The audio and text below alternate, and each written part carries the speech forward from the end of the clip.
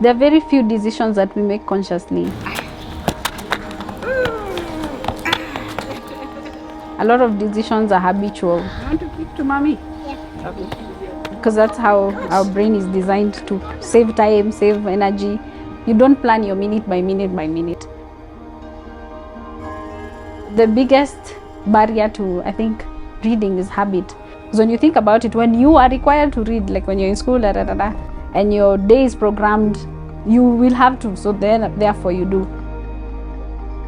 So for me, what I've found that works is to habituate reading. Then the other things fall into place. Like I look for what to read. So my name is Wendy. I am a bibliophile. I think the one thing that educated me, given me joy, and given me community, and even a sense of purpose has been books. I think I've always been surrounded by people. That's the thing that always draws me towards communities and people and forming, intentional relationships with people that are interested in the things that I'm interested in. Just think of how you pick a book on the shelf, you look at it, you turn it, look at the cover and the title, and finally you decide, okay, this is the book that I want. This is the journey that I'm embarking on. And the same thing applies when you're on the wine aisle and you pick a bottle of wine and you read the label, you turn it, you look at the back, where is it from, what is this name on the label.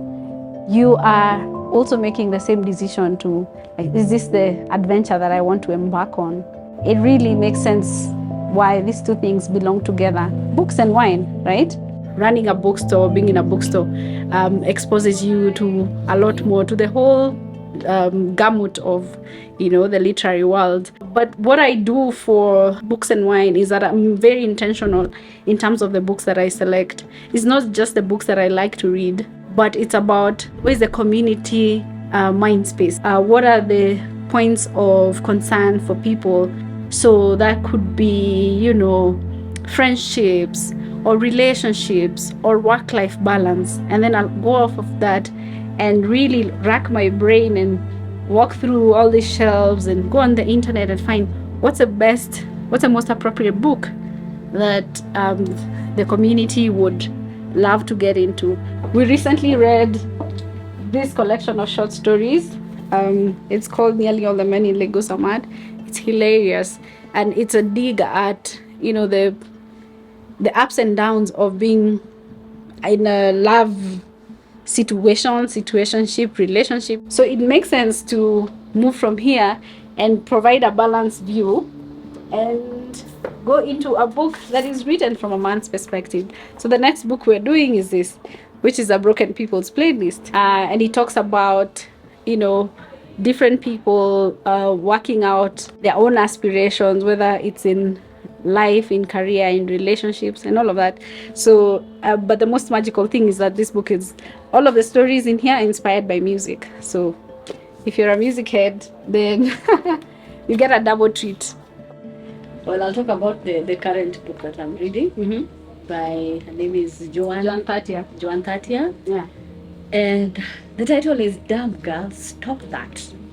How women shoot themselves in the foot. How women shoot themselves in the foot. And how men... So the typical books and wine experience starts a long time before we meet, between a month and 3 weeks ahead of time.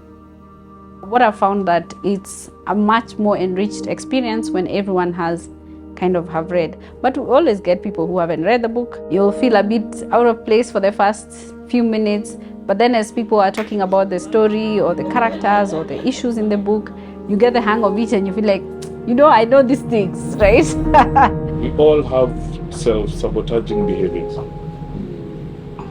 And all of those stem mostly from our childhood and the experiences we had there. And the book actually challenges you to retrospect, in the sense that list down everything you probably don't like. Yeah.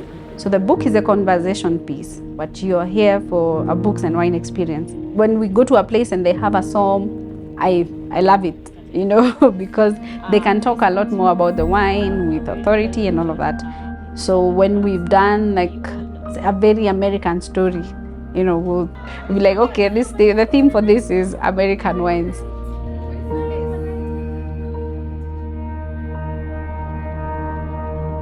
It's really taking the time to sit with yourself, you know, to pause, to embark on this journey, to explore this adventure, you know, because the first page is the beginning of something, the same way as the first sip is the beginning of this exploration. In your state of consciousness, the only time there is the now. Make sure the present moment is your friend and not your enemy. Honor it by giving it your fullest attention. Appreciate it by being thankful for it. Become internally aligned with it by allowing it to be as it is. This is a profound statement, a profound quote from A New Earth. It's a book by renowned thinker and philosopher Eckhart Tolle. And I like what it says, like now is all you have. This moment right now is all you have. So pause, take it in, appreciate it for what it is, and accept it and align yourself with it, whatever the now is.